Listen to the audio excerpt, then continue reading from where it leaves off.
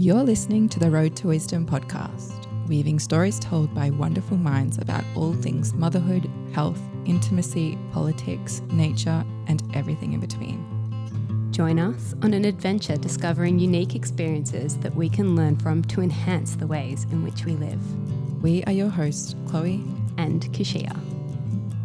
Hello. Hello. Welcome, Camille. Thanks, ladies.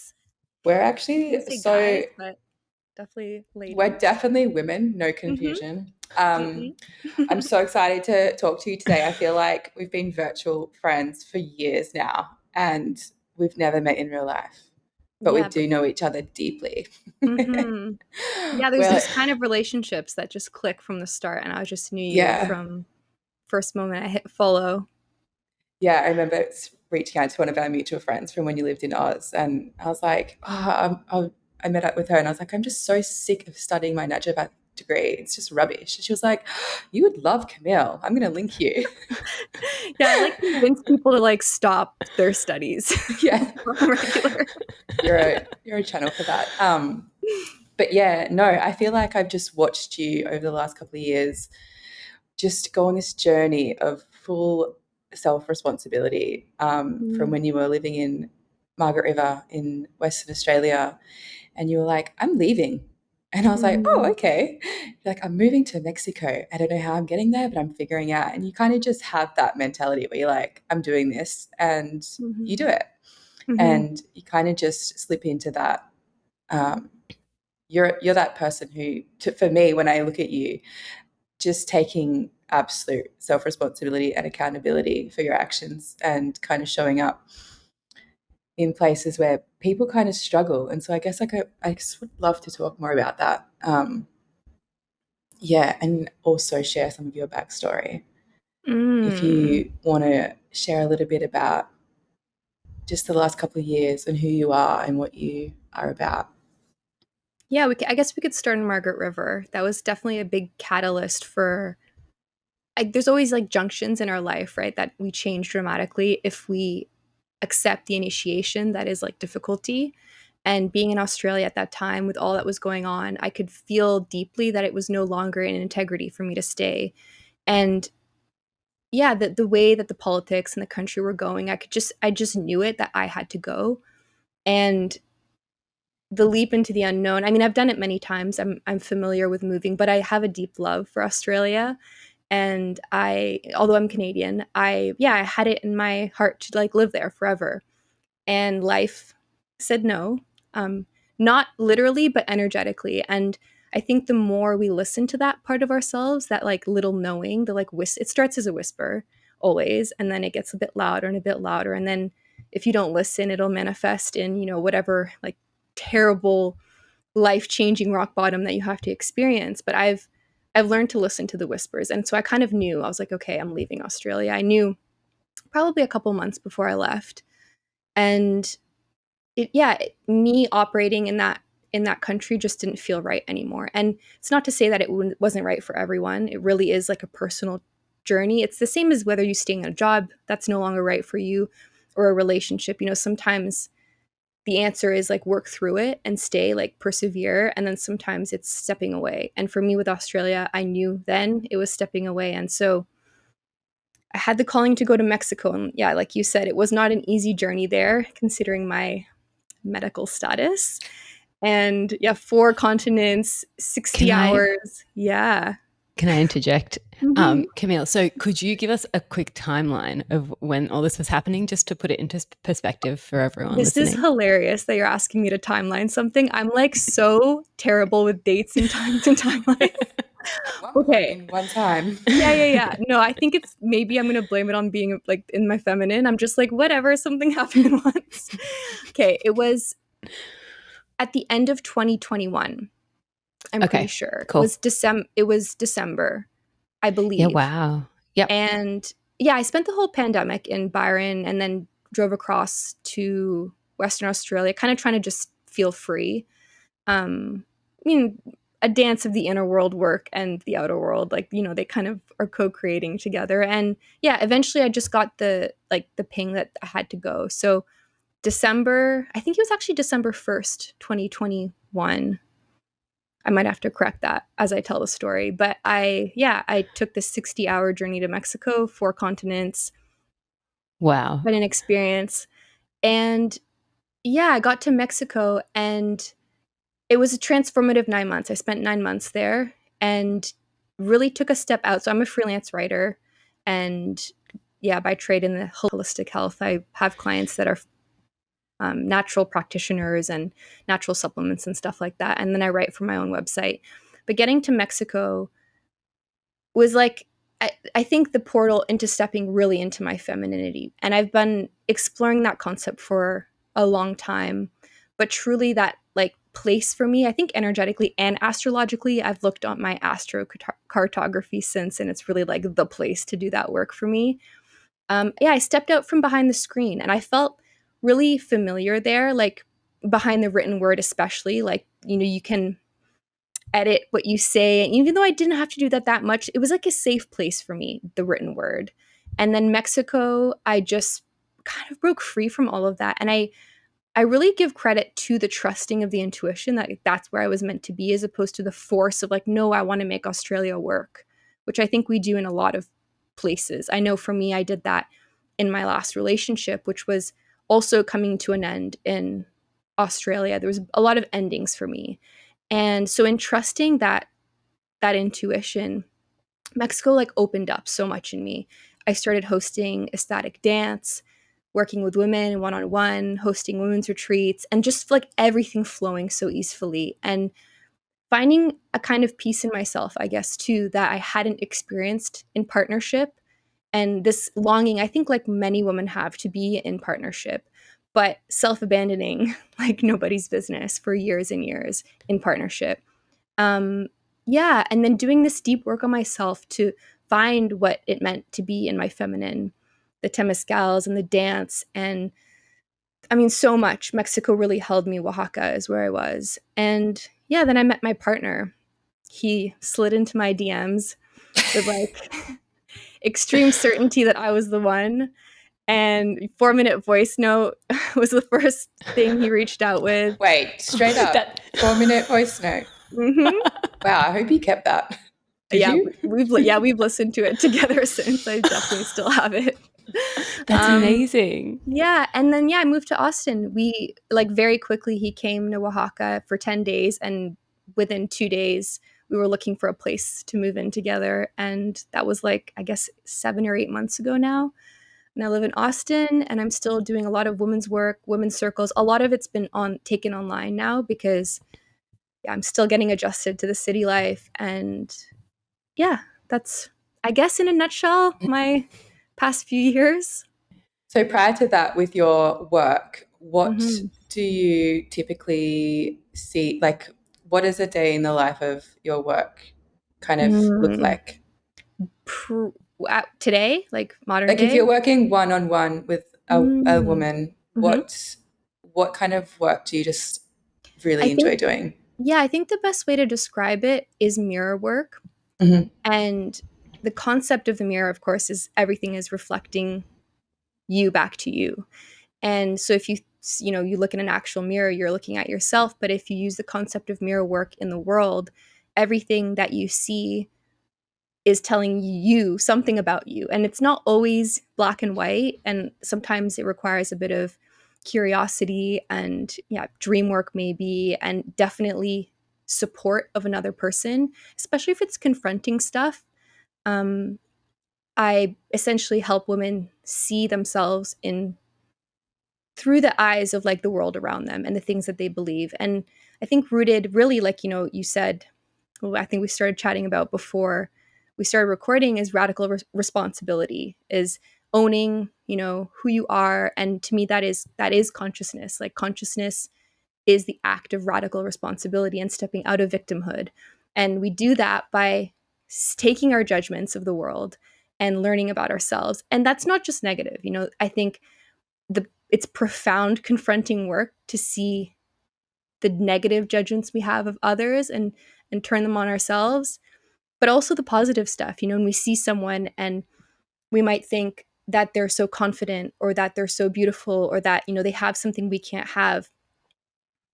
Jealousy, like on the other side of the jealousy coin, is inspiration. And everything we see in the world, good or bad, is just basically informing us about us. And so I think that's at the core of what I support women with, is kind of coming home to their bodies and taking ownership of their life and stepping out of victimhood.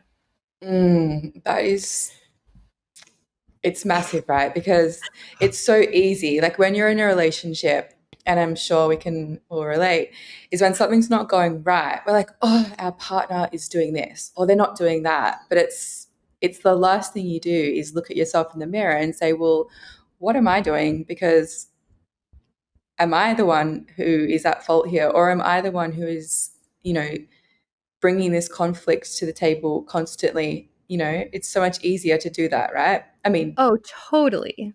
how do you though, really? Because I mean, if you're, and I can relate to not being modeled that behavior ever in my life. And so it's easy to acknowledge it, but then embodying full accountability and responsibility for your own behavior and actions. It's like, how do you actually step into that arena? And so when you're doing work with women, how do you actually go there?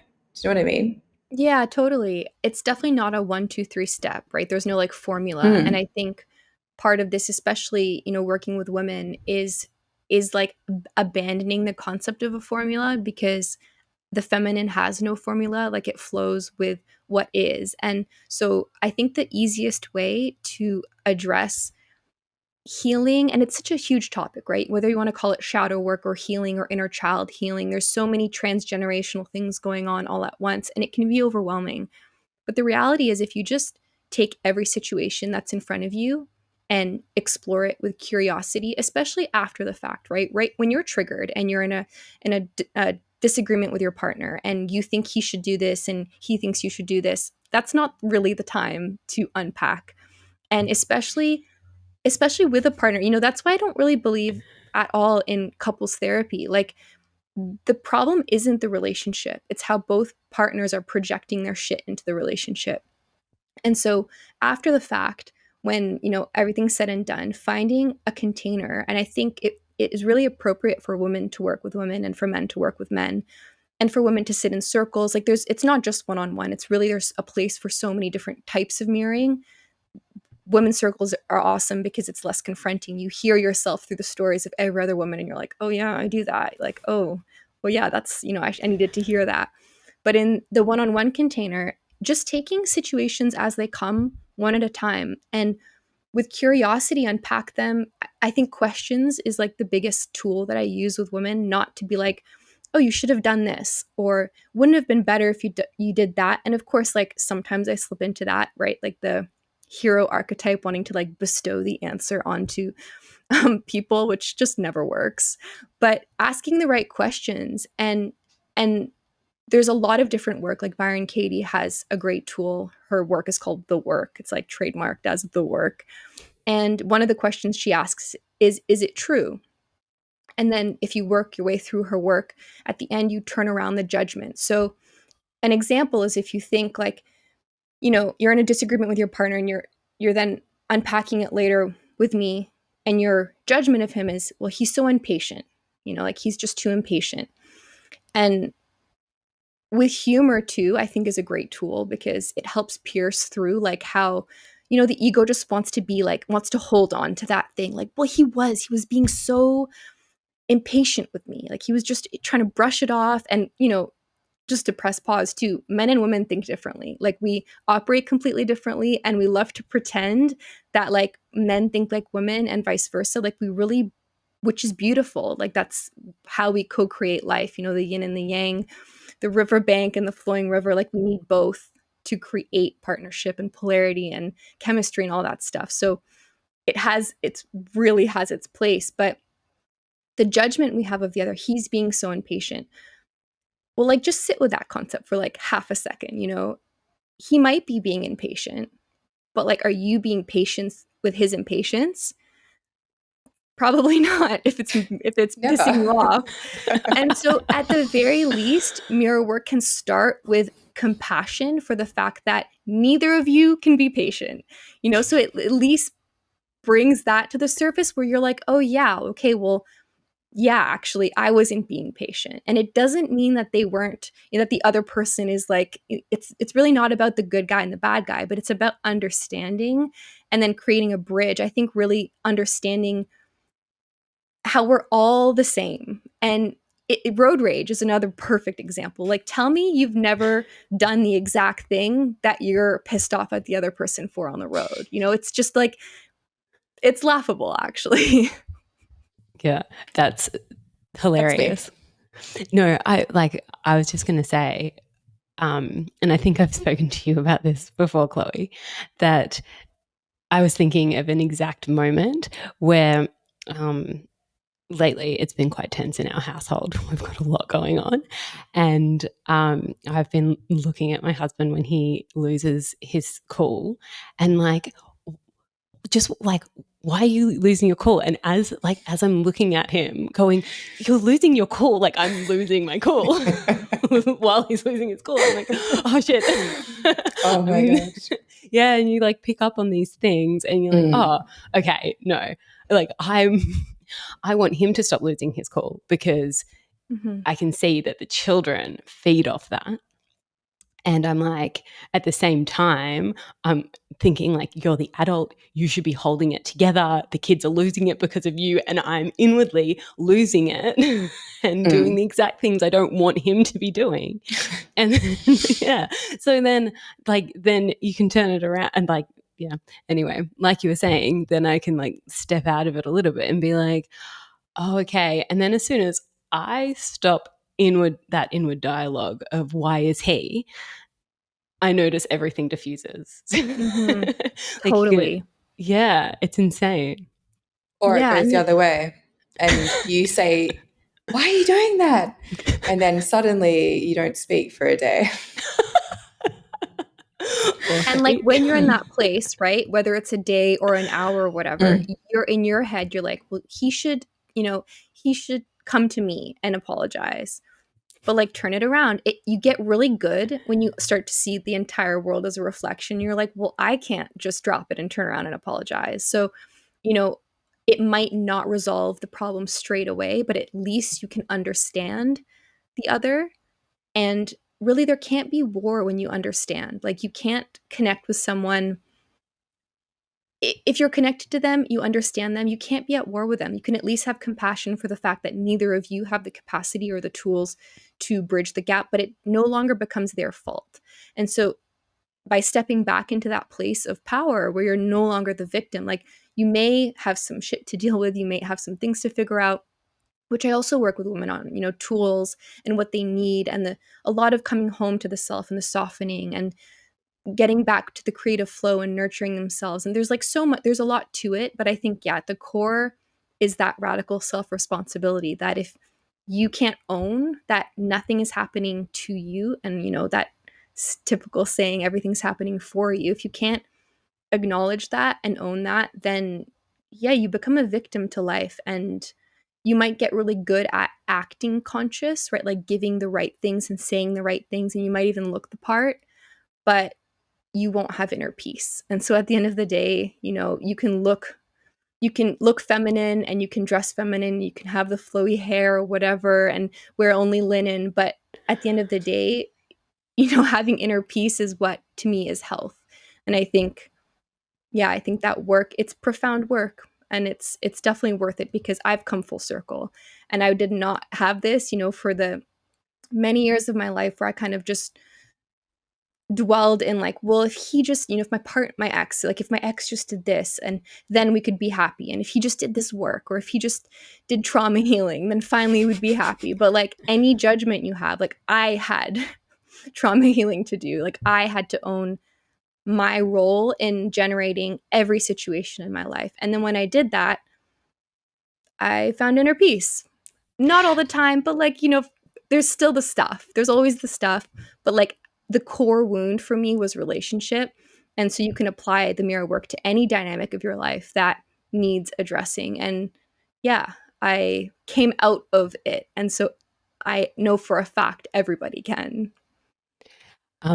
Camille, can I ask, I'm really interested, for a few specifics in your previous relationship that alerted you to, one, you had patterns that you needed to deal with, and two, when to end it? The second one's a nice long, it's going to be a nice long answer, but yeah, We've got a whole podcast. The first most obvious reason I knew this wasn't the one, is it's actually super ironic in terms of like mirror work lingo. So he told me multiple times that I wasn't the one. Okay, well, that'll do it.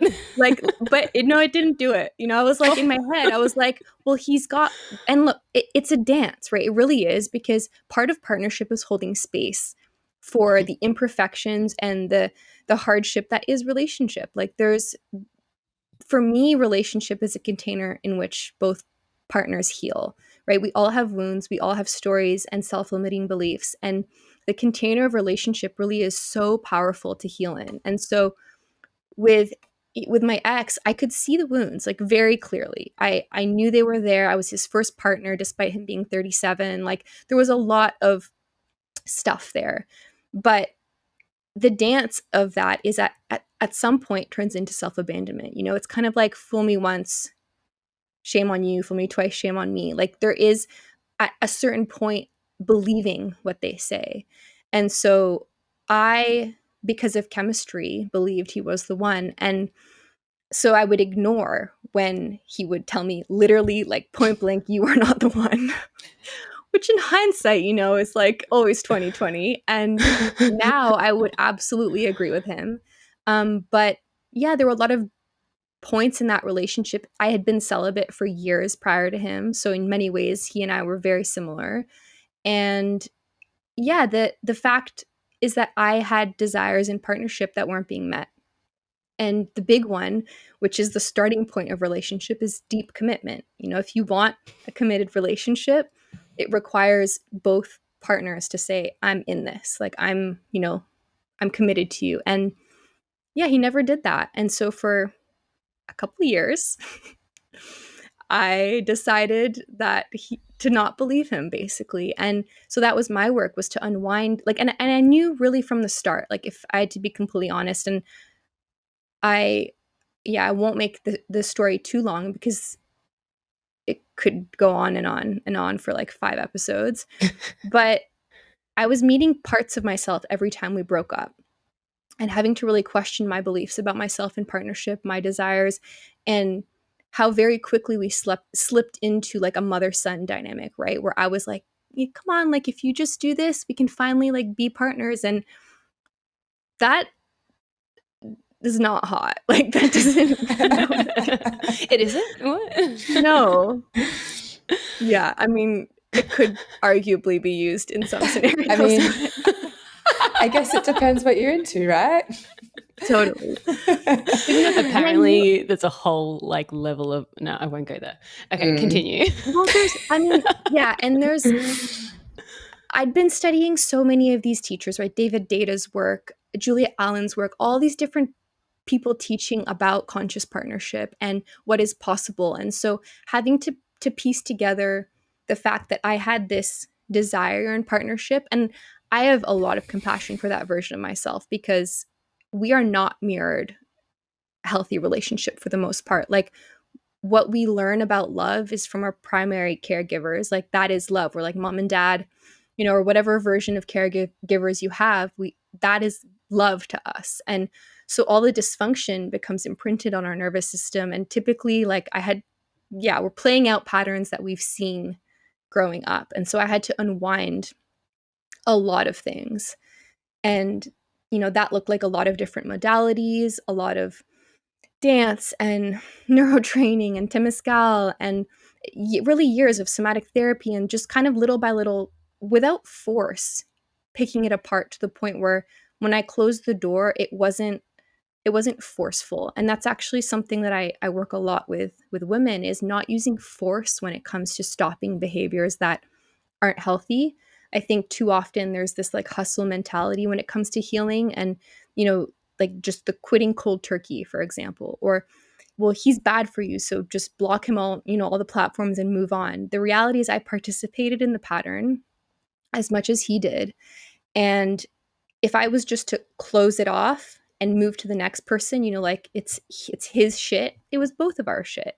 And so I took the relationship to really get to know myself. And yeah, every time we broke up, which was many times, I got to know myself a little bit better. And every time I self-abandoned, I've told the story many times, but like on our first date, I had music playing in the car and he kind of pressed next a few times on a playlist that I'd made, like with all my favorite music. And eventually, known then, girl. Red flag. I completely agree. Yeah. I mean, he turned it off, and I never played music for 2 years in our relationship. I never played the music because it was so like, well, he clearly doesn't like my music, and so I would rather preserve the version he sees of me that isn't like someone who plays bad music. I wanted to keep the relationship alive, and this was unconscious, of course. I would didn't consciously think, but it was in retrospect. I'd done a lot of self-reflection, and I looked back and I just saw these points at which I chose to keep the relationship alive over my relationship to myself. And so little by little you chip away at yourself and you lose yourself, and it's common. Like I see it in my clients, and I think one of the reasons why I hold a good container for women is I was there. Like I know what it's like to abandon yourself in partnership. I know what it's like to be the victim. And despite, being a relatively conscious person on paper, my friends were like, Kate, you have your like life together and all these aspects. Like, what's going on? What happened? But yeah, it was my work to do and to overcome. And I don't even like the word overcome, really. Like I had to come home to myself. These were things I learned about myself and the world that created wounds that invited me to step out of integrity to protect the things that I had wounding around. And I think it's an important reframe too, stepping out of integrity, like out of alignment with your values and with the life that you theoretically want to build. They're just protection mechanisms, right? And at the end of the day, understanding these wounds and coming home to yourself, you just slowly create the life that you want to live, and you find that inner peace that, yeah, to me is vibrant health. I just want to go back to Keshia's question about when to know it should be over. What about healing in the relationship? Because I see a lot of people who have been together for a long time and they're both completely different people now. And it doesn't necessarily mean that they've, worked through their own shit, but, they're in a long-term relationship, but they're still not, they're still kind of not where they want to be. And people be like, well, should we just end it? What do you think about healing in a relationship? Because I hear some people like Jake Woodard speaking about, if your man or your woman's just not doing this, like just leave. Like he's not or she's not the one. And I'm like, oh, that just seems really harsh. What's your thoughts on actually healing in a long-term relationship? Yeah, it's absolutely possible if both partners want to do the work. And yeah, that's kind of what it boils down to. And I think that too often, me included in the past, one partner wants to do that. One partner defines the relationship as a healing place and the other doesn't. I think ideally get clear on what what the intention of the relationship is to you when you're getting into the relationship.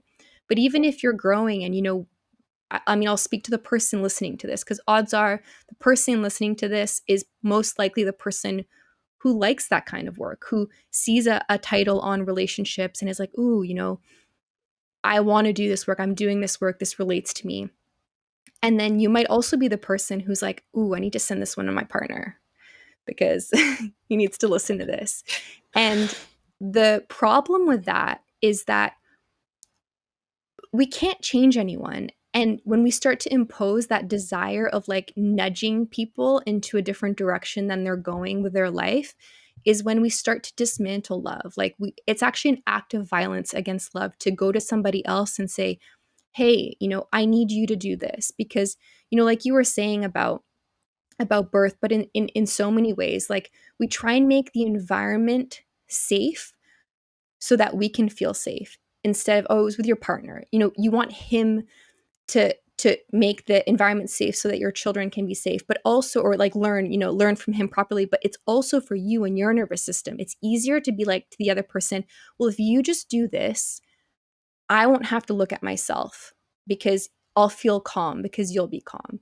And so when it comes to partnership, both partners, it has to be a desire that both partners have. Otherwise, by its very nature, the relationship, like one person has to abandon themselves. If both partners want to create a relationship where the container is about healing and it's confronting, it's like it's about learning how to communicate. It's learning how to own your shit. It's learning how to like know when to share and when not to share. Explore your projections. Like it's a lot of work, and I find it liberating and fun and exciting, but it's something that I value, and not everybody values that. So if both partners aren't on board for the confronting, ride that is, in air quotes, conscious relationship, then one person by its very nature has to self-abandon. Either the partner who doesn't really want to do it but loves their partner and is like, okay, I guess I'll do this, or the partner who's forcing onto the other isn't met, so they kind of abandon that part of themselves. Like it's I don't know that it's the answer you want, because it does invite ending of relationships, but in the name of love, right? Like, what is the most loving thing you can do is to honor the person in front of you. If you can't accept the person as they are and the fact that they're growing at their own pace, then you can't love the person and hold space for that. Like it's confronting. 100%. I feel like there's a little bit of room in there, though. Having been in a long-term relationship, and like me and my husband have gone through the throes, which I won't go into here, but Chloe, and I've gone into on a couple of other episodes, where we were working on our relationship at different times when we had space too. And for us, through the really difficult times where we could have just been like, no, we've got to end this. One, we have children. So how much can you actually end a relationship when you have children with the person? But two, it was the foundation of, we know how good we can be, and we know that we want each other. And that was what held us together in those really, really tough moments. And then when you come through that, obviously on the other side of it, we both had things going on where it was up to we relied solely on the other person in the relationship to look after the relationship, to maintain our relationship, because when you're in a really deep funk yourself, you can't work on it. You can't, be present for that part or that aspect of life. So then, again, a dance. So then when you come out of your funk, then you can then put the energy into the relationship, and, vice versa. So I guess where I was going with that is, would you find in that aspect there is that wiggle room? So yeah. I think we're agreeing, actually, because I think the beauty is that, and I've spoken about this with my partner, because we both get triggered in our own times, and we both go through it in our own times. But I think the biggest work is to ideally take turns, right? If both partners drop out of their capacity to hold space for the relationship, and it doesn't mean that the relationship's done forever. That's Esther Perel that says you're going to go through, 5 or 6 relationships in your life, and it can be with the same person, which might mean a little separation or whatever, taking space, whatever that looks like for you. But it's not about both being in it all the time and both always 24/7 be able to, do the work and hold space. That's not realistic. But like you said, you both knew that you guys were there for each other. You were in it. And so it doesn't mean you both have to show up 100% of the time perfectly, like we're human beings. But both to be like, okay, you know, like we're doing this and we might have shitty times and you might have a harder time now and I might have a harder time later, but that is partnership, you know, still at the end of the day, being like, we're going to go through rough times and be here for one another. Yeah, cool. Thank you for the clarity. I'm okay. I'm okay. I mean, but totally. Do you get what I'm saying? Like it really, yeah.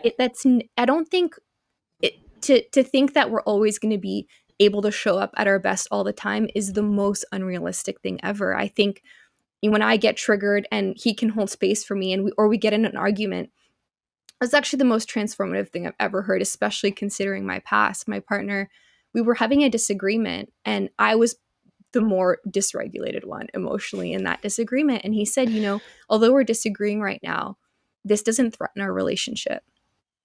Like nothing about this is threatening our relationship.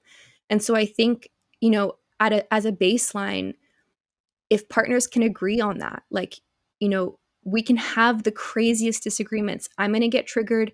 You're going to get triggered. We might even say things we regret, but no matter what we're saying, it's not threatening the relationship. And of course, love is not a prison. It doesn't mean that's going to last forever. No one who's in any relationship can predict the future. But that if it ever feels like there is a threat to the relationship, to have that as a topic of conversation. You know, like to be able to disagree in the container of a safe relationship is relationship. Like to be able to not be our best selves and to work through our stuff and see it come up. Like partnership is where all our wounds come up. It's where everything is shown. Like this is the person you're spending the most time with. But yeah. Oh, wait till you have kids. Takes a level up. I think I just want to quickly slide in, and something came to mind. I kind of feel like that, you know, like our generation, and I don't know about your parents, Camille, but it seems like for me that divorce was the norm for, you know, my parents weren't together from, you know, like when I was young. And I feel like it was really rare to have parents still together. And so I kind of feel like we're in this age of watching separation just be the norm. And when, you know, marriage was hard, it was just, well, it's over. And there was that was just what people did. And so there wasn't really any, you know, I guess there's so many people who struggle to see what it looks like to actually go through get to the other end and actually thrive in a marriage or a relationship because, yeah, do you know what I mean? And so totally. we're trying, I mean, and I can totally relate to this because my parents were separated and there was no modeling of any healthy relationship in terms of like arguments, like watching and seeing one evolve and kind of come to the other end and it be successful. It was very unsuccessful. And so I guess I just wanted to speak to those people who are like me, who have never seen that as, you know, you can get through those things and it doesn't have to be a constant, like it doesn't feel like, what I'm trying to say is when there's a really big argument, it always feels like or a big disagreement, that's a threatening thing to the relationship as opposed to something that's a real threat to the relationship. So I guess think, yeah, go ahead. No, you go ahead. Well, I think part of like what is a big misconception is that staying together is good or bad and divorce is good or bad. The reality is both can be the good or the wrong choice depending on how you're showing up, because my parents are still together. The things that I learned, you know, the things that I learned from that was, and I would, you know, now they're happy. You know, for better or worse, they stuck it out, but they both chose a route full of suffering where they stayed together and they made it out the other side. But there was no consciousness in the relationship. And so same goes for divorce. Like there can be such a thing as a healthy separation, and there can be such a thing as staying together in a healthy dynamic, but both require radical self-responsibility. You can stay together your whole life and self-abandon your entire relationship and be, married when you die, but at the cost of what? And divorce, I think divorce really speaks to where people are at. Like they didn't have the capacity to stay together, but I see so many relationships where people stay together and they're also unhappy. So whether or not you stay together, if the relationship is not rooted in radical self-responsibility, you're going to have suffering, and you're not going to pass on the lessons that you're trying to pass on, because we learn to stay too long or leave too early. The anxious avoidant dance of like that version of relationship trauma. We do it until we don't.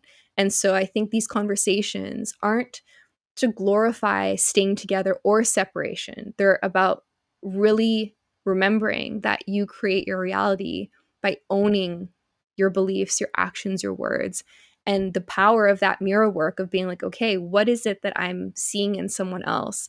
And how can I use it to be a better person? And in being a better person, you invite the whole world around you to change. I mean, even not like there's just, I could take it in so many ways, but I know I wouldn't be able to hold my relationship currently with my partner in the way that I do had I not had to go through all of that and explore all of that and leave.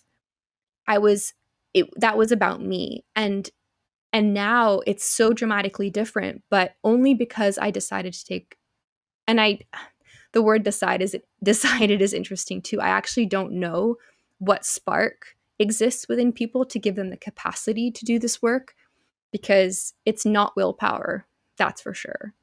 But yeah, people stay too long or they leave too early, but I don't think any are innately, and I'm totally pro lifelong partner. Like, it's something that I wanted, but not at any cost, I think is the point. And I feel like, for me, this ties in, polarity and being in your feminine as well, because obviously if you are a single parent, you slip into much more of the opposite. Or let's just say you're a woman and you become a single parent, you slide hard and fast into that masculine realm, and then you try and, raise children in that. And then suddenly, for me, I'm just going to speak using me as an example for all of this. Like I was raised by a hyper independent single woman. And, so I feel like a lot of relationship issues come from being, I'm hyper independent because I was raised by a hyper independent woman. So I kind of feel like we're Me all, too. yeah, a lot of women I know come from, separated families where they've witnessed and were raised by strong, independent, hyper independent women because they had to be.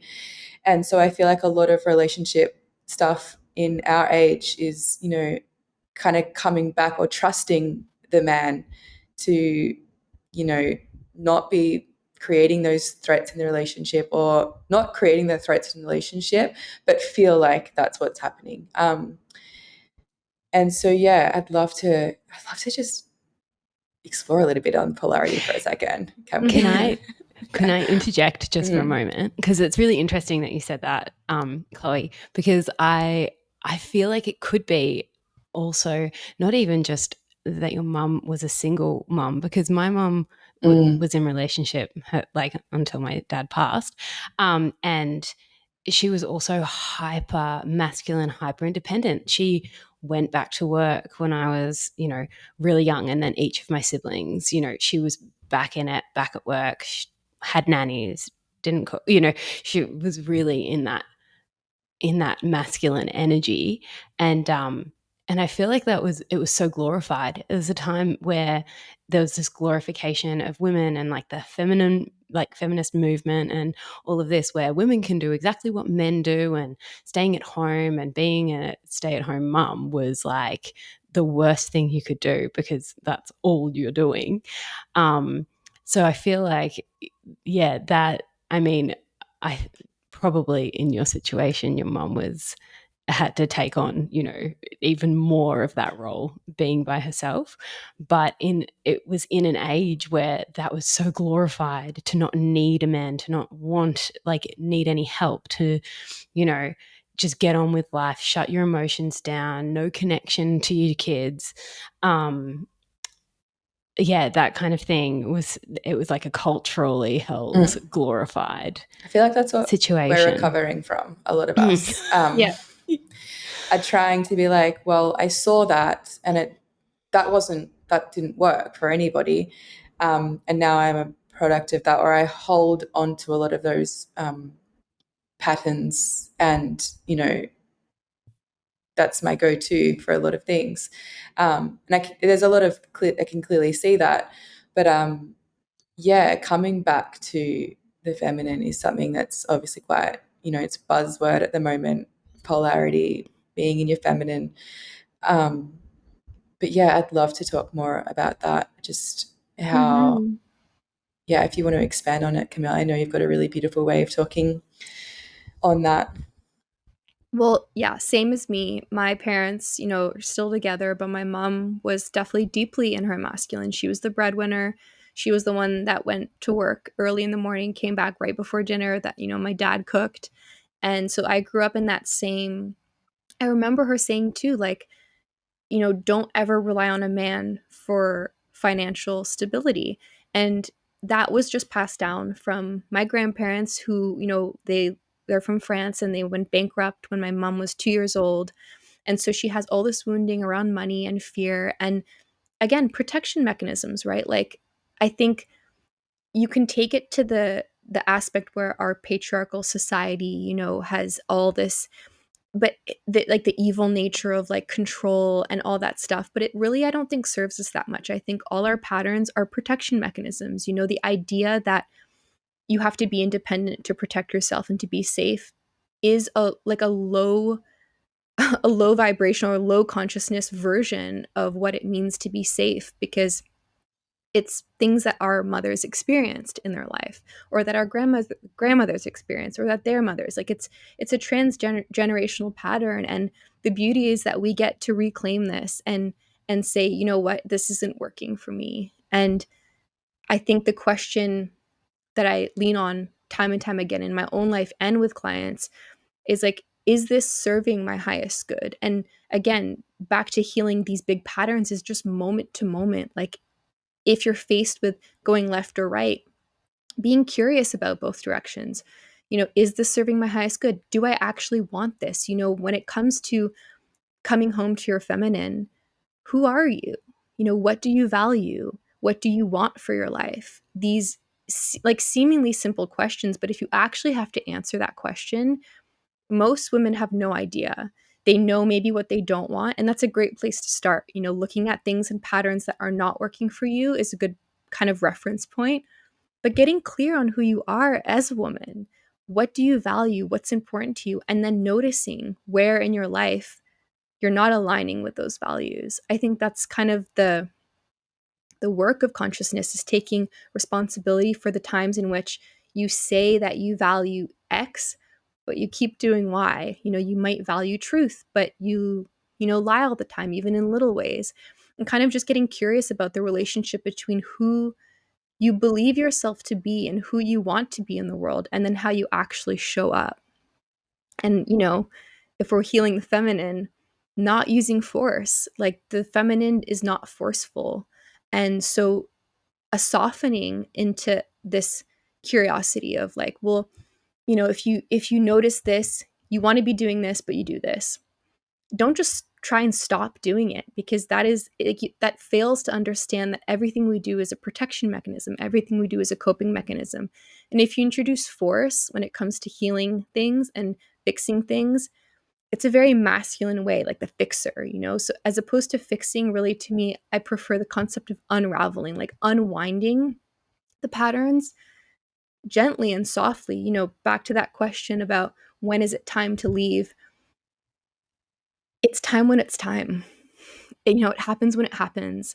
And for me, the power is when it happens and it's like, oh, it's time. Like, I'm ready for this. It's not like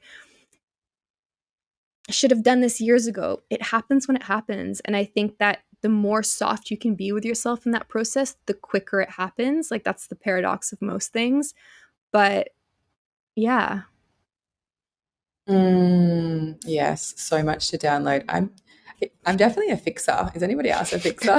Like, Yes. I'm like, I'm doing it again. I'm trying to fix something, and it's so hard to be like, and I'm so glad you've touched on the feminine being non-forceful, because I feel like it's so easy to be hard on yourself when you're obviously aware of your behaviors, and you get upset at yourself. You're like, I'm doing that again. But yeah, it does so easily happen when you have all those, outer feminine traits. And but yeah, it's such a big thing at the moment, and I'm so glad that people are. I feel like there is definitely a call to be coming back to ourselves on such a big scope, be it, the way we're parenting, the way we're being in relationship, the way we're, being in relationship to ourselves. But yeah, I'd love to, that's a big topic, polarity and It's a being, huge topic. yeah. Another question, the simple one, when it comes to all this whole feminine reclamation stuff, is like, is this working? Because so often we double down. We have a blueprint, right? We have the blueprint of our beliefs. And when it's not working, be it the diet you're trying to follow or, insert whatever, it's not working. We have so many wounds around our self-worth that we think we're not doing it good enough, instead of really being curious about the modality, the way we're going about things. And you can see it in traditional gender roles in partnership, the 50-50 split where like everything is divided in the household. And then you become roommates essentially, right? Like, it's, well, we split the chores down line, and we split the pickups, and we split up everything, and then really very quickly you become roommates. And although most of society is saying this is the empowered woman, or maybe even like I grew up witnessing, woman is the complete breadwinner and she is the CEO, and it's like, okay, but is this working? Like, when you quiet your mind and you just sit with yourself for a second and tune out the world, like tune out the fact that people think that going, back to work when your baby's 6 months old and weaning the baby and getting a nanny and going back to your big, paying job is the idea of what society is deeming as success. Like, is this working for you? It never is it? No. But and here's the thing, it like further splits our connection with our family, and it's like one of those snowballing movements. Like, as soon as you're in your head, and I speak from experience, like I had my first baby, and 3 weeks old I went back to work. She was 3 weeks old. I was still bleeding from childbirth, and I was like, oh yeah, I'll go shoot a wedding. Great. 14 hours on my feet behind the camera. Fantastic. And you do that, and it just like splits the connection that you get with your child. So then it's easier to continue splitting that connection. And it's the same in a relationship where, like, if you start taking on more of the breadwinning roles, then it kind of splits the connection for you to feel into the feminine and even like come to the realization this isn't working. So, and you get further and further away, and it just like has this snowball rolling effect where then all of a sudden you're so removed from what does work. And Totally. you've got the rest of society just positively reinforcing that you should be working, you should be a boss woman, you should be all of these things. But then you've got, like in the case of with children, you've got all these women with postnatal depression that comes up at 4 months postpartum, 6 months postpartum, a year postpartum. They're like, oh, we've got a pill for that. But in reality, you should have been sleeping with your baby. You should have been feeding every time your baby needed to be fed. You shouldn't have had them at a daycare from 6 weeks old for 10 hours of the day. And yeah, anyway, so just adding to that point. No, 100%. And this has been a kind of a recurring topic in different parts of my life where, like, this is not to negate whoever is listening to this, who, for example, has had a really hard time breastfeeding. And to hear something like, well, breastfeeding is the most natural thing ever, and it, you know, and you should figure it out because we're mammals. Like, you know, there's no lactation consultants in the jungle for the monkeys. Like, it just happens, right? And same with birth. Birth is a natural physiological. I've studied at Justice, the, you know, holistic reproductive healthcare. I'm like so passionate about free birth too. Like, it's just, I could talk for a whole other hour on free birth. But same with birth. Like, it's natural and it can actually be pain-free and it's safe and all this stuff. But the reality is we've become so disconnected from this in so many iterations of dissociation that where we end up is so far removed from the natural reality of femininity, of flow, of all this stuff, that it can feel so difficult to make our way back. But no matter what situation you're in, and no matter how hard it might feel, like you might be like, no, this is not working. You know, a woman reached out to me and she said she's living in the jungle in Colombia with her partner and their baby, and her whole life looks perfect. She free birthed, picture perfect on Instagram. You know, they look amazing and happy. But he's on mean Instagram. To her. Of course. But you know, like, she even free birth a lot of things that really would tick the box of like, oh, she's doing it. She's living the life. But her partner's mean to her all the time. And she has no capacity to break through. And so he's being mean to her and the partnership is not working for her. But she's dependent on him financially. And, you know, so many things are good. But at the end of the day, he's chronically and like really mean to her. Like, the stuff she shared is intense. So I have the compassion for the, you know, the woman who can't breastfeed, or the woman who this and the woman who that.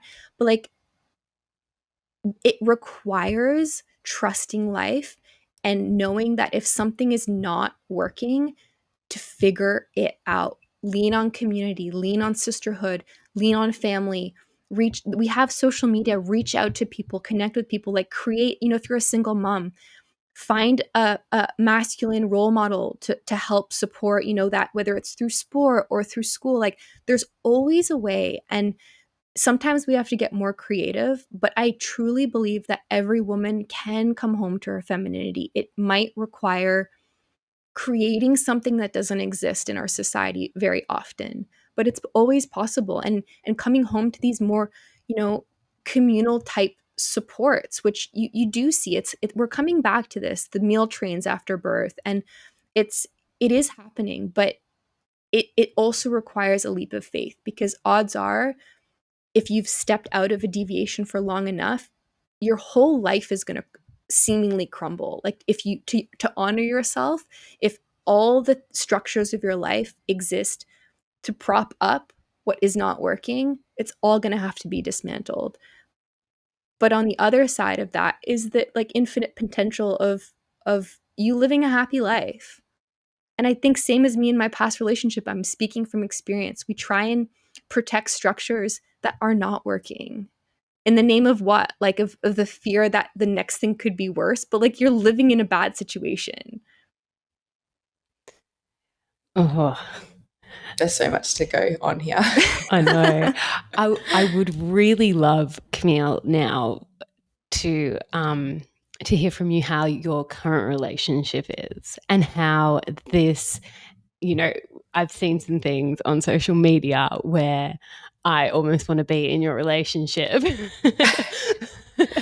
So it would be great to hear from you, you know, I guess one, I mean, you alluded to this before we started recording, how you guys met, but also what are the things that earmarks of where you are currently at and how that's working for you, so we have a little comparison. Yeah. Yeah, so we met through Instagram.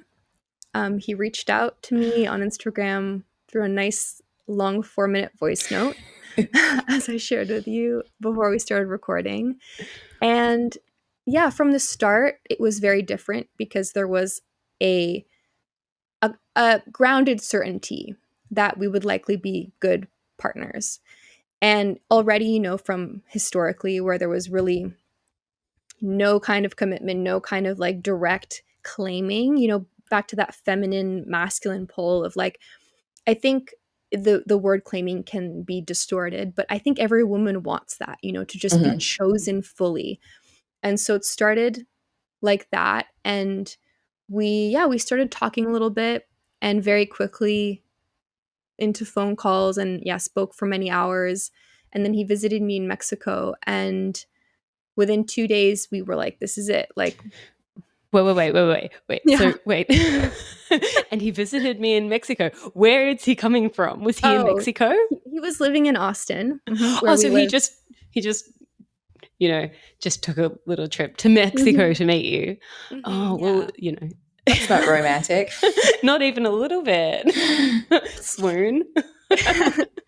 Yeah, same. Major swoon. And but yeah, I mean, I've recorded the whole story. It's like a 90-minute full story on my Substack. It's quite long, but like the long story short is we spent a couple weeks talking on the phone, really getting to know one another deeply and getting really clear that we have aligned values and we have an aligned vision for the future, which I think is something that is like the big radical difference from my previous partnerships, where there was chemistry and there wasn't anything to back it up. And too often, you know, back to this idea of like staying in it, love, I don't think love is enough to build a healthy, conscious partnership. Love, the most loving thing we can do sometimes is to walk away. Like, to honor love, there has to be compatibility of like building a life with someone, right? Having shared values and a shared vision for the future. Otherwise, how can you possibly both honor yourselves in the relationship? And so he and I got very, very clear on how aligned we were in terms of the on paper stuff. And it was really like crazy aligned, down to like living in a furniture-free home, you know, like Katie Bowman stuff, you know, just like everything. And so to the point where we were both like, are we not going to have chemistry? Like, is this like, is that going to be the thing that is missing? But yeah, we had chemistry. So by that point, we were kind of just, I don't even know that we were sure. We were both pretty sure, but we were willing to just go all in and see how it went. And so yeah, I moved to Austin, and it's going really well. And it's not to say it's not difficult at times, but we both have that shared desire to make the relationship a healing place. And so although we do take turns, you know, like you said, having our moments and letting our wounds show and letting our ego, you know, drive the bus for a little bit, the fundamental, like, the foundation of the relationship is trust and safety and shared values and communication. And it's like nothing I've experienced. And like, I love the concept of expanders, you know, people showing you what's possible, like showing your subconscious what's possible, because most of us don't have this, you know, mirrored to us, shown to us. And so constantly in this relationship, I'm expanded to what's possible of in partnership. And yeah, it's been a wild journey. He's amazing. If you have specific questions, go. I don't really know how to like just share more, but I feel like you guys have great sex. Can we go there, Camille? We have great sex. Great. But you know, part of that is constantly working on being in my feminine, and to the point now where it really does happen quite naturally. But like, look, we all work. You guys are doing, like, we're all navigating femininity in a modern world where I love my work. Although I think once I'm a mother, it will all take a back burner. Like, once we have babies, it's gonna reshuffle things. But yeah, if I try and lead the relationship, it does not work. Can you just, on that, because I know there's a lot of people who still really haven't even, you know, uncovered what this means, you know, they don't even know what the definition of polarity is. So they might be listening to this wondering, like, what are they actually talking about when she says, come back to my femininity? maybe some dot points on what is feminine, what is masculine. Yeah. I feel like, people are still, when we hear the word feminine, we think about the modern feminist movement, which the opposite of feminism is the opposite of feminine. And it's really, for a lot of women has taken us so far away from our feminine selves. And so I kind of just want to, touch on that and paint a beautiful picture of what it actually looks like to come home to your feminine self. So I'll start by what it's not. This modern feminist movement that I actually think it's almost shifting. I think the new feminist movement is a reclamation of the true feminine. But when we think of feminism, many people think of like birth control, like the introduction of birth control. Reproductive rights. Oh my God. I could throw up. Like, Yeah. And I was in that for a long time of essentially same. becoming men, right? We can do anything men can do. And although in some ways that's true, it's at what cost? At what cost? We're cyclical beings. The feminine is a cyclical process. It's the seasons changing. It's going from day to night. It's, our menstrual cycle and honoring the fact that we are different every single day as opposed to, men who operate on a more infradian rhythm. We have the infradian rhythm. They have the circadian rhythm, which we both operate on 24 hours, but we have the 28-day-ish cycle. Every day our hormones are changing. Every day our desires ebb and flow. Our capacity to do things ebb and flow. Never good or bad, but the reality is sometimes we're more extroverts. Sometimes we're more introverts. Sometimes we need more rest. Sometimes we are more expressive. Like understanding the fact that we flow. Our nature is flow and surrender. And we need a container like the river. It's my favorite analogy. My partner's name is also River, which works. But, we flow and the riverbed is what contains us and helps us feel safe. I mean, an easy example is just like how often will a male be like, well, what do you want for dinner? And you're like, I don't know. We actually like decisions to be made for us for the most part. Like there's something safe about that of like, someone tell, and it's the caveat is choosing the right person, right? Like you want to make sure it's not just anyone, because otherwise you can slip into the dynamic of like misaligned values, and really that can get quite dark. But yeah, our nature is flow and surrender and trust, and the yin, like the softness of that, which is in every woman. When we put up these walls around our heart, around ourselves, and we harden and we start to want to make all the decisions, it actually doesn't honor our nature, and it doesn't work. Back to that question, like, is it working? Chloe, you mentioned you go into that place a lot. Like, how does it feel when you're in like control mode? It's so chaotic. I feel like that's where a lot of the frustration, overwhelm, anxiety, just like fight or flight is really juiced from, because it's not where we naturally sit, Totally. And if you go back, I mean, I'm not an anthropologist, but if you go back to the nature of women, sitting in community and talking and caring for the babies and raising it's like we were the community, we were sitting, we were talking. It's the safety and all that. The men were the ones protecting the tribe. They were the hunters. They had the vision. They had to go. Like we were we were just kind of it. If you really just see it as the hunting being like, okay, there's a goal, I'm going to get that animal, I'm going to bring it back. It's very linear and goal driven, and there's force and there's difficulty and there's like dedication to achieving a goal. And the women, that doesn't actually work for us. If it's funny when we communicate too, like my partner will say like, well, what do you want, this or this? And I'm like, I don't care. And he's like, well, you obviously have a preference. And I'm like, no, my preference is actually for you to make the choice. Like there's something about just being told. And my God, I relate to that so much. I'm like, I don't, can you help me make this decision? Like you make the decision. And it's not. How can it be so hard? And it's not like it's very easy in the way that like feminism has been taught to us to think that that's like a disempowered woman, like she can't even make a decision for herself.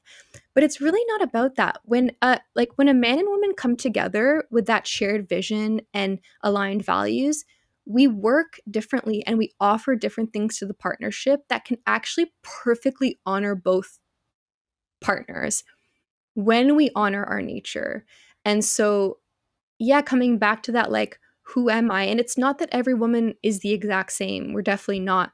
But getting really clear on what you want and who you are, this, and it's, I'm not trying to like convert every woman to be a stay-at-home mom, but I definitely think that like, we're meant to raise our babies. We're meant to birth in our power. We're meant to raise our babies. We're meant to connect, to be the home. Like we make a house a home is the feminine, that it really is, I think, in every woman's bones, that desire. And it doesn't mean you can't work. Far from it. But like, I know for myself, like I don't want to trigger anyone, but like I cook and clean. Like I work pretty much full time, but I do all the cooking and cleaning in our home. And it's something that I actually love to do. And I find I've really reflected on it too, because I used to hate doing the dishes when I was single. Like even my past relationship, like I loathed the dishes. And now in this partnership, I love doing the dishes. It's like I don't know, it's like a gift to the relationship. And his appreciation gives me more than is taken from me energetically by doing the dishes and cooking. Does that make sense? I think this is the difference too, because someone listening to this who is really in their masculine, like, oh, this is so, limiting to women, and it's so like, all the things. And so I feel like the point is how it's received. Like if you're with someone who is not appreciative, is, not in his masculine and has those, honoring of the woman, that's just the crux. It's not going to work if you're constantly doing these things and it's not received the way the feminine wants it received. Yeah. And that's the destruction, right? I think the big point of difference too, because it can look the same, right? There can be the woman that cooks and cleans, and she might even work, and the man who works. It looks the same, but if both parties are doing it from a sense of obligation as opposed to like a devotion to the relationship, is the complete difference. Because if both give to the relationship almost as a third entity, right? There's like you, there's me, and there's the relationship. If both are giving this gift to the other and it is met with appreciation, like you were saying, Chloe, like my partner is so grateful. He voices it every time I do the dishes, even though it's expected. We've had a communicated agreement that like this is something I want to do. Every single time I do the dishes, he thanks me. Every single time I do like the little things, like I fold the laundry, he thanks me. It's like there's something that is given to the relationship. The motivation, right? It is everything. It's so met with appreciation that it's like it's not even a task to me. It is literally a gift, and it's met by, the giving. David Data talks about the 3 levels of consciousness in partnership, where the first is manipulative, where both people use the things that they do against the other, where it's like, well, I did the dishes, like, what are you going to do? And then there's the 50-50 where everything's split halfway, and that's where you become roommates and there's very little sexual chemistry. And the third is this reclamation of the polarity, this reclamation of more traditional roles. And it can be modern traditional. Like I said, I love to work. I'm a Capricorn North Node. Definitely it's part of my design to bring my passions into the world in a way that, yeah, it serves me. But I can still be in my feminine, but from a place of giving. There's the day that I would use the fact that I do the dishes against him for something that he didn't like. It goes back to mirror work. Like if I have a judgment, it's on me to do that work. And if I think this is actually quite useful too, like understanding that if you use something that you do against someone else, there's resentment there, and resentment is self-abandonment. There's something there that you don't want to be doing. And so that should be communicated. Like there needs to be some kind of exploration and communication, not to just do something because you're the woman and you should do the dishes. It's not about that. but like finding it within yourself to negotiate a life. And it's not compromise, right? Like negotiation is finding the third option. It's not I get my way, you get your way. It's together we come together, which is, back to choosing the right partner. We come together and negotiate a third option that works for both of us and is likely better than either option A or B. I think that's amazing. The 3 ways you put that. I think that's a really beautiful take home, because holding that tally is like your first steps to resentment. It's the first steps to creating that dysfunction within the household. So to go at tasks and whatever that may be, I guess you can always do it in your feminine, so in a more receptive, soft and loving, nurturing way. It's a really beautiful thing to make sure that you're coming at it from a giving place, from a place of, well, I'm actually like, what I want is to make your life better, and then receiving on the other end of that when they then bring in whatever it is they do for the relationship, and you receive that fully and take that on board, and then all of a sudden mundane tasks like dishwashing is romantic somehow. It's mind-blowing, right? And like, even I mean, my husband's away a lot for work, and I could look at that like, and I've got so many friends who are in the same position where you can look at it and go, they're away all the time, they get this much time without kids, they get this much sleep, without being woken up 7 million times a night. They don't have to look after sick kids while also getting blah, blah, blah, blah, blah. Or you look at that and you're like, well, he's going out, he's actually losing time with his family, which he loves. He is bringing in money for us to survive, to live this incredible life, to put all of, to put food on the table, which is our biggest expense at the moment. Same. Same. Yeah. And then all of a sudden I look at him and I'm like, fuck, you're sexy. Yeah. And Take for polarity, that space is so important as well. As men, their highest value is freedom. Like the masculine's highest value is freedom, and the feminine's highest value is love. Those intersect in like enlightenment, basically, but we're constantly having to grapple with like our desire for connection and the masculine's desire for freedom. So although it's hard, especially as a woman, your desire to be connected all the time, to have that space for him, he can show up as a father and husband for you so much better when he also has this sense of freedom. Yeah. So like him showing up at the end of the day after separation is like recharged and in his masculine, and like really doing the masculine thing, like men used to go out on hunts and come home. It's like it surely fuels your relationship in ways you might not even realize. Yeah. Yep. We had a question, and I'm not sure if we've completely covered it. Do you want to read the question, Keshia? I can't remember it. Sorry. Yeah. Okay. So we had a question. I think we covered the first question, which was playing victim and falling into that victimhood within relationship. The second question we had was, and I think which is a big one that many can relate to, is when two people in the relationship are the dominant personality. So you've got two very dominant personalities. Could you expand a little bit on that and how that would look like in your sex life? Or just in general?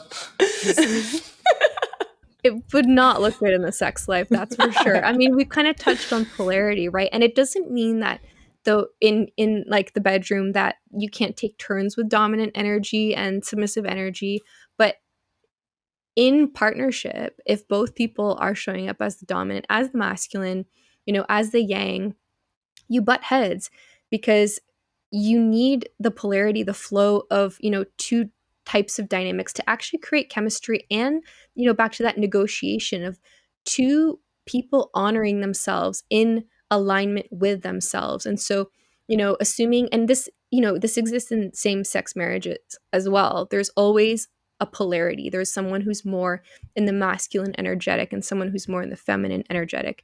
If you are a woman and man in partnership, odds are the woman is naturally in her feminine. And so, Hopefully. kind of like we touched on Chloe, but also how I've been throughout my life, like being in my masculine, which is why I asked you, like, does this work for you? Odds are there's wounding there. And if you really get clear, especially just instance to instance, like in a disagreement, let's say when you're butting heads and the two dominant thing isn't working, to step back after the fact and just reflect, find a container, work with a mentor, sit in women's circles, share your experience, get to know yourself and where in that dynamic you likely have a wound. And it's really not that hard to find them if you just kind of quiet the mind a little bit to see what you're believing and judging about the other person, what you think they're thinking about you. Like, how often do we just hop into the head of another person and we think, well, they're thinking this, or they're doing this, or they're behaving this way? Just to taking it back to yourself and saying, okay, when I show up, as a woman, when I show up in that really masculine, aggressive way, what am I protecting? What am I believing? What am I trying to maintain? What am I what needs to be leaned, like, where can I lean in here? And is this working for me? It's really hard without having more, Information specifics about the situation. Yeah.